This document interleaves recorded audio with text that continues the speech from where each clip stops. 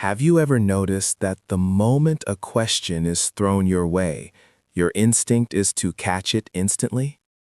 Most of us are conditioned to treat conversation like a game of tennis.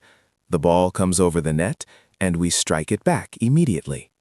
We fear the silence.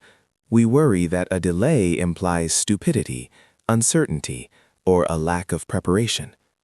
But this reflex, this need to fill the void instantly, is exactly what strips you of your power. Today, we are going to dismantle this habit. We are not just talking about confidence. We are talking about a psychological lever known as the status gap, and how a simple 2-second pause can shift the entire hierarchy of a room in your favor. Why do we rush? Deep down, it is a survival mechanism rooted in anxiety. We believe that if we pause, we lose the audience's attention. We think silence is awkward. However, rushing to speak signals to the other person that their validation is more important than your own thoughts. It signals that you are eager to please, eager to prove yourself, and eager to be accepted. In the unspoken language of social dynamics, the person who rushes is the person who is reacting, and the person who reacts is rarely the person in charge. To command authority, you must first become comfortable with the very thing that terrifies most people, the void of silence. Let's define the status gap. In sociology and behavioral psychology, status isn't just about your job title or the car you drive. It is about how much space you take up. Low-status individuals try to shrink themselves, physically and temporally. They speak fast, they move fast, they apologize for taking up time. High-status individuals, on the other hand, expand. They take up physical space, yes, but more importantly, they take up temporal space. They operate on their own clock. They are not pressured by the rhythm of others. When you pause before answering, you are subconsciously signaling, I am comfortable taking this time. My thoughts are worth waiting for. Think of the most powerful figures in history, or the most commanding CEOs you know. Do they snap back answers like a rapid-fire machine gun? Rarely. They absorb the question. They let it hang in the air. This behavior demonstrates temporal dominance. By delaying your response, you force the listener to stop their internal monologue and focus entirely on you. You create a vacuum. Physics dictates that nature abhors a vacuum, and in conversation, attention flows towards the silence you have created. You are no longer fighting for attention. You are magnetically pulling it towards you by simply refusing to rush. What happens biologically during this 2-second pause? It's not just theater, it's cognitive processing. When you answer immediately, you are often engaging System 1 thinking, fast, instinctive, and emotional. By taking 2 seconds, you allow your brain to engage System 2 thinking, slow, deliberative, and logical. You are literally moving from a reactive state to a creative state. You are allowing your prefrontal cortex to organize a coherent, structured thought rather than spitting out a rehearsed script. The listener perceives this. They sense that what is coming next is not a knee-jerk reaction, but a formulated judgment. Here is the mechanism.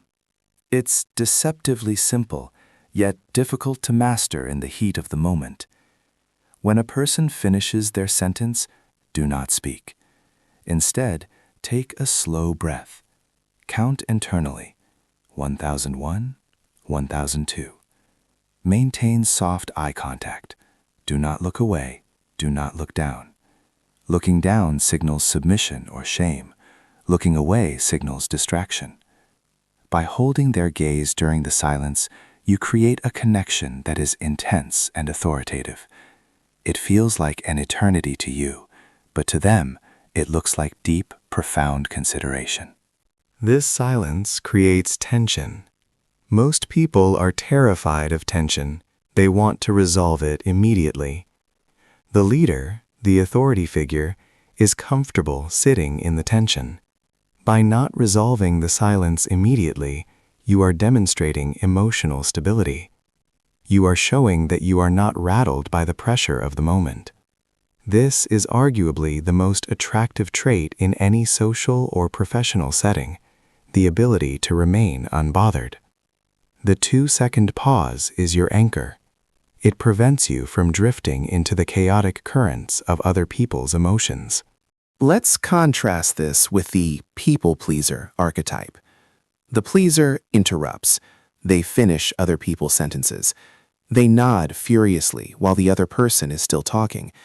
They are terrified of being misunderstood, so they over-explain. The pause eliminates over-explanation. When you speak after a pause, you tend to speak more concisely. You have had those 2 seconds to edit your thought. You realize you don't need 3 paragraphs to make your point. You only need 1 powerful sentence. Authority is rarely verbose. Authority is concise. So, how do we implement this without looking like we have forgotten how to speak? It starts with physical grounding. You cannot pause effectively if your body is fidgeting. Plant your feet. Relax your shoulders. The pause must be accompanied by stillness. If you pause while fidgeting, you look confused. If you pause while perfectly still, you look contemplative. The visual cue tells the listener how to interpret the silence.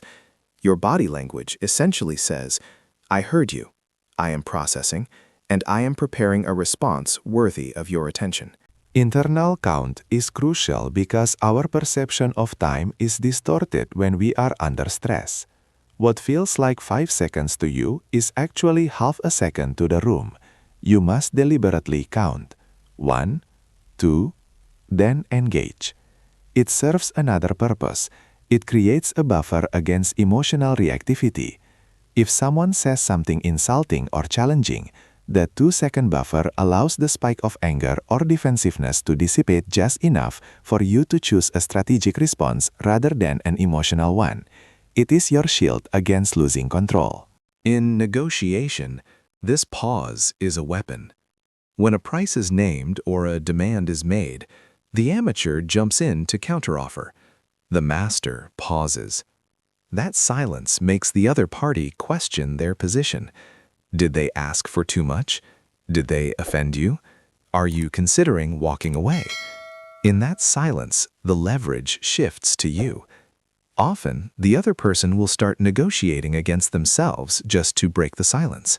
They might lower the price or offer a concession before you have even uttered a single word, all because you dared to wait 2 seconds. There is a concept in psychology called scarcity value. Things that are rare are perceived as valuable. When you withhold your words, even for a moment, you increase their scarcity. If you talk incessantly, your words are like inflation. There are too many of them, so their value drops. When you pause, you signal that your contribution is a limited resource. When you finally speak, people listen more partially because they had to wait for it. You are training the people around you to value your input. In social settings, this creates a specific kind of magnetism. We are drawn to people who seem self-assured. The pause creates an aura of mystery. It makes you seem deeper, more thoughtful, and more observant than the average person who is just waiting for their turn to speak. It changes the rhythm of the conversation from a frantic ping-pong match to a slow, deliberate dance where you are leading. You command the tempo, and whoever commands the tempo commands the interaction.